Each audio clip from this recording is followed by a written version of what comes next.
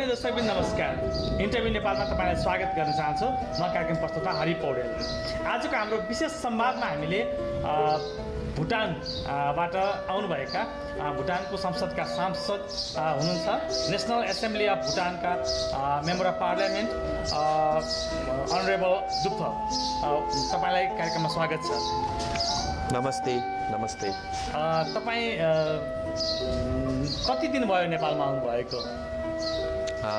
Thank you for giving me this opportunity, and actually I'm here for a private trip, and I'm here for few days, which is just 3-4 days, and I'm very happy with whatever I have seen here in Kathmandu, particularly in Kathmandu.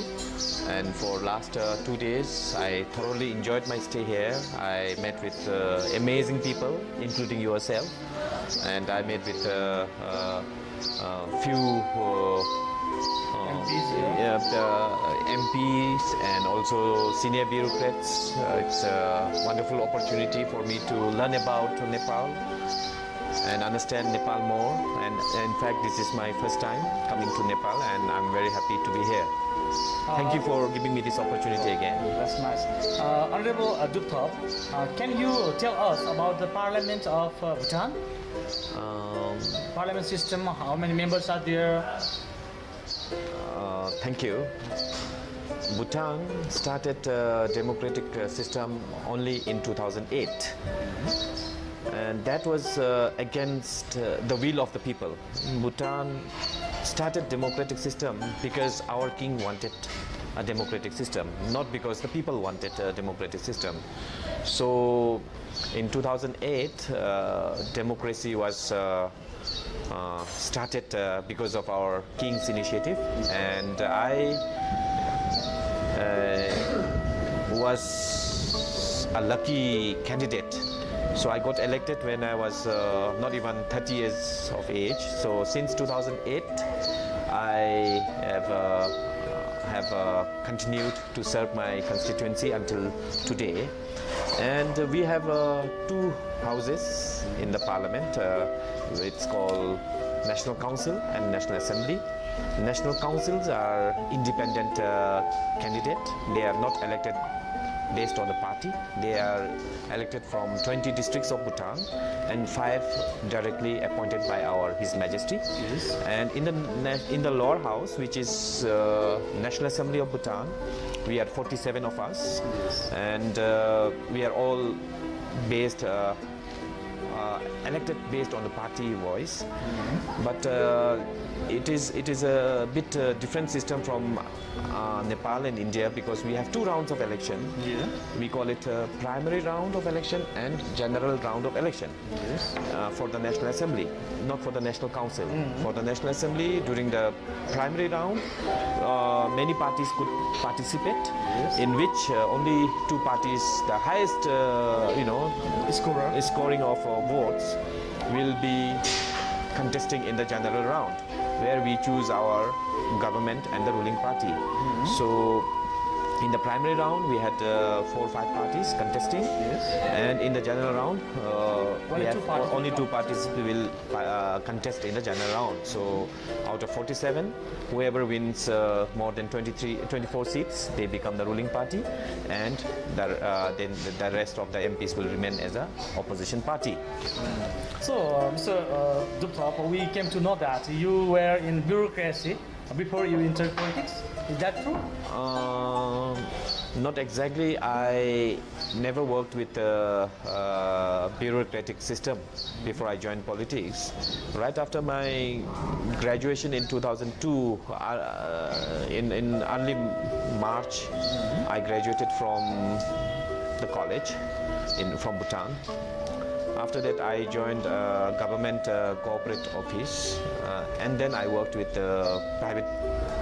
private business house, and also I worked with the European Union Commission project. After that, maybe after 4 years, then it was slightly more than 4 years, then I joined as a candidate to one of the political parties. So it is interesting that you just came into the politics and then won the election at the same time. Yes, in fact, I would say many people ask me that questions. Why did you join politics? Was it your ambition to join politics?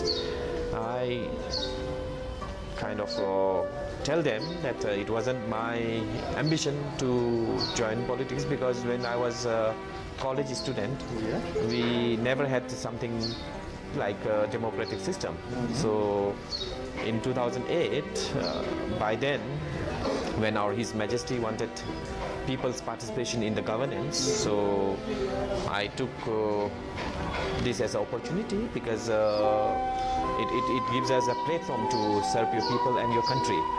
So in that way, I feel very fortunate that I have chosen this path, and until today, I know it is not an easy job, but it is very satisfying, because we are given all the platform to you make a difference. have served for 2 successful tenure.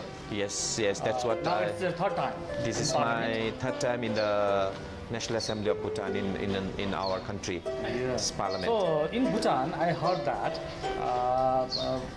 becoming the member of parliament for again and again, it's really tough job. Okay. And you are so lucky to be the 3rd time elected. I know it is in the hands of the people, and it is not something which is like kind of appointing somebody in an office job. It is in the hands of To be nominated by the people. Right. We need people's trust. We need to gain people's confidence. And coming from a very less populated country, and in my constituency, I have about actively I have about 5,000 to 6,000 voters. Yes, only So 5,000 to 6,000 people. Exactly. From my Yes, it means you. How many votes did you require to win the election? If you can win about 3,000 votes, 3 to 4,000 votes, it's a clear winner.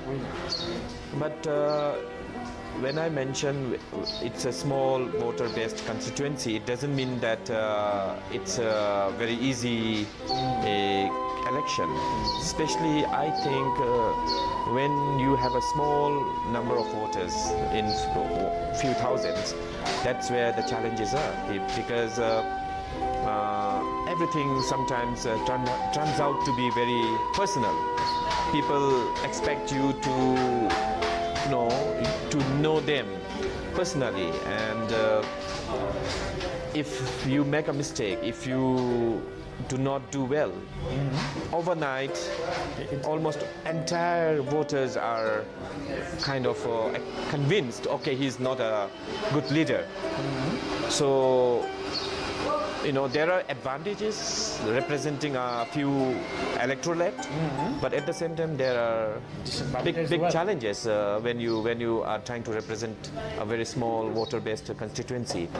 So unlike in Nepal, unlike in India, our neighboring countries, where MPs have about 50,000 people, 100,000 people, more than 1,000 people. So sometimes, because when there are too many of them, they know that, okay, it's not only me who is voting for this particular MP, there are 1,001 people, so I should not expect a special personal connection with my MP. But when you have just 1,000 to 3,000 people, they expect you to, be very much connected to them all the time and in every way possible. So these are the challenges, and as a new democratic system in my country, I think at this stage our main responsibility is to guide our people, not with the intention of getting votes, but with the intention of giving them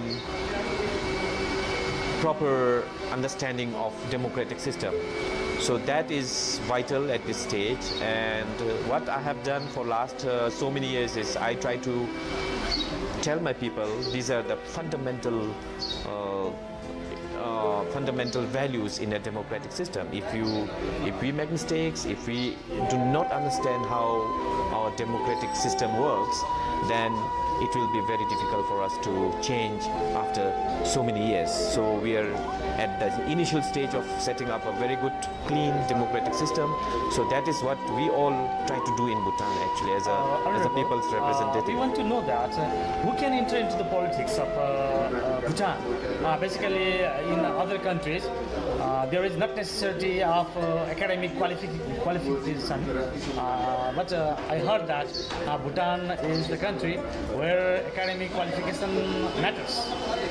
Yes, our electoral laws require every candidate to, if you are contesting for National Assembly or National Council at a national level parliamentary election, then you require a minimum qualification of university graduate. So that is bachelor's level. That is at a bachelor's degree level. So it is well debated when we inserted that clause in the Electoral Act. So yes, after so much of debate, at this stage, at this time of country's progress, we all felt it is an important provision in our Electoral Act that we need to have a minimum bachelor's degree to contest as a candidate for a parliamentary election. That's really great. And we also want to know that there are only 2 political parties in the central parliament now. Yes, like I explained to you just before when we were about to start this interview, we have only 2 major political parties in the parliament at this stage, because during the primary round of election they are screened out. We had 4 or 5 parties contesting, but after they couldn't get the highest 2 votes during the primary round, it was a nationwide election directly by the people. That is, we call it party to choose the party. So all the 3 other parties couldn't make it to the primary round. So only 2 parties goes to the general round, where we contest in the 47 constituencies. And currently I represent one of the members in the opposition party. We are 17 of us and 30 of them in the ruling party. So, is there any executive power assigned for the parliament members in Bhutan or not? In Bhutan, for instance, to implement some sort of projects or to distribute some sort of budget and to claim budget like these things? We have a very clear provision in our constitution where we say 3 arms of the governance: executive, legislative and judiciary. So I represent legislative arm of the governance. And of course, yes, in the legislative arm we have the cabinet as a part of the National Assembly. They are first elected as a National Assembly MPs, and from there they are appointed as a executive arm, head of the executive arms as the cabinet.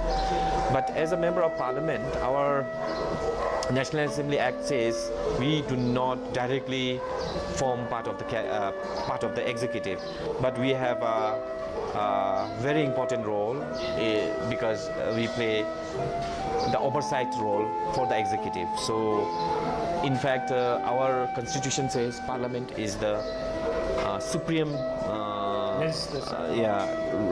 the decision-making body of the country.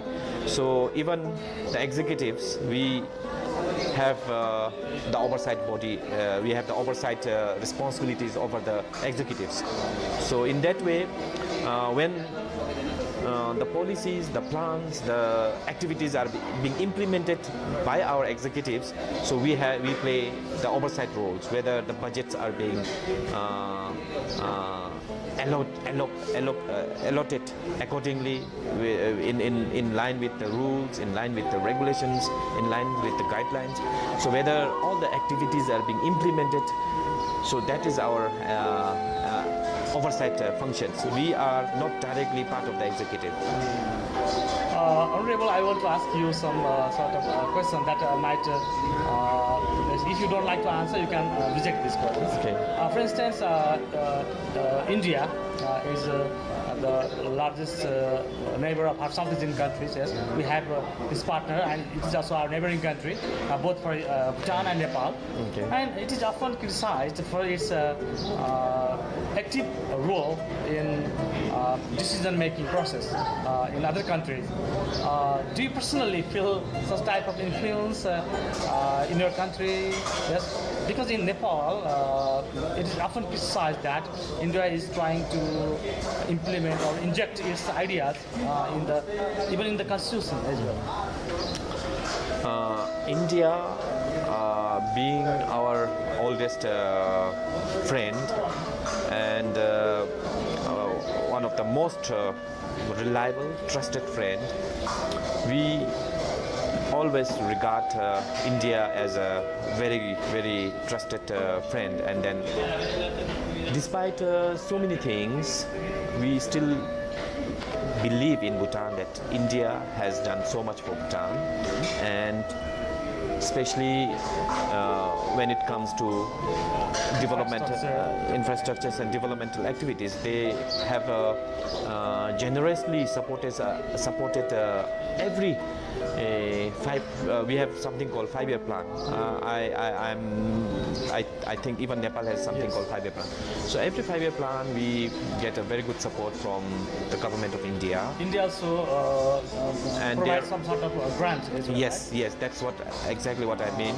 Especially for our developmental activities, it comes in billions. It can be. What is its percentage? Almost. It is like. It comes depending every 5-year plan. The latest one is 40 billion and additional another 5 billion. I think it is about 45 billion for a period of 5 years. And also they also support us in construction of hydropower. And as you know, Bhutan has a good potential for hydropower. So and it is the main resource for the country. Yes, it's the main revenue earning, generating for the country. And India has been very active in financing most of our projects, and at the same time they have also imported our energy from it. What are the major source of income generating in Bhutan? My country, the highest revenue for the government we generate is from the hydropower, and next to hydropower is tourism. And we are import-driven country, so we do not manufacture so much products, not even the essential items. We are also, we do not have a vast agricultural land. I think it's almost less than 5% of our land is under agriculture, although most of our people are farmers. They are very small land holdings. They have very small land holdings. So in that way, so that's how it is. As a country, we are so much import driven. So we have a huge trade deficit with India. But at the same time, because of our less population, we have a huge potential when it comes to tourism and also in hydropower. We have almost 30,000 megawatt potential capacity to build in the future. That's great. And then you also can speak Nepali language, right? Some few words can you speak? Please tell a few words about Nepal. That would be very good for our. I'm sorry because my Nepali is not really good. But you understand? Yes, I do understand, and many people in Bhutan do speak Nepali, because in southern part of Bhutan we have people from Nepalese ethnicity, so they do speak Nepali, but I come from northern part of Bhutan and northeast part of Bhutan, so my Nepali can be a bit embarrassing, so I thought I will not embarrass myself here. Anyway, and have you ever heard Nepali songs? Yeah, of course, yes. Music has no borders, so I do listen to, I'm a big fan of some songs from Nepal, though I understand very little, but I do listen to some songs from Nepal. And Please, can you sing a bit? I better not. I'm so sorry. This is. You were talking about the song Wari Jamuna. Yes, that was one of my favorites, and also I love another song. Yes, even Ani Choying is very much a known figure in Bhutan, and also that song which is sung by one lady. I think it's a patriotic song. Nepali hoina भन्ने कहाँ पाइन्छ? Yes, that's also a very popular song in Bhutan. Okay. So that's great. It's really great to talk to you in this way, and our viewers would obviously love your conversation. Thank you. And we wish Honorable to be the next Prime Minister of Bhutan after Thank you. 2023. Dhanyabad. Thanks for